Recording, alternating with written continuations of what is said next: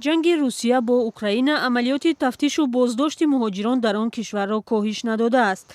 مقامات مسکو روز 28 فوریه ده‌ها مهاجر تاجیک را بازداشت کرده یک روز در شعبه پلیس نگه داشتند. همه داکومنت داریم، همه 100% اینا پاتنت. سهراب حسنوف از جمله مهاجران است که بعد مدت رها شده است. دیگه ملت ها را میارن در پیش ما میکنن. همین روز تقریبا ساعت 10 و 11 قبیدن من بردن معدل تا بکرم من کردن.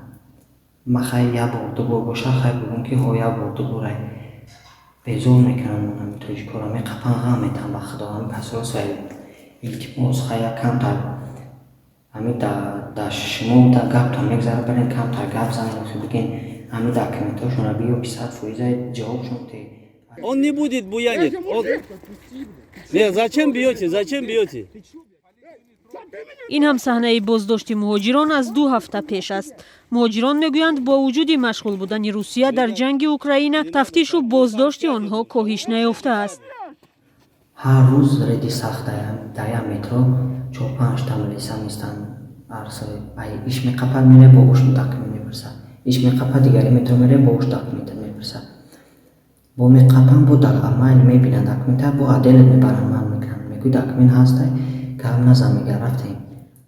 مقامات روسیه بازداشت مهاجران را شرح ندادند، هرچند میگویند قانونی یا غیر قانونی بودن آنها را تفتیش میکنند.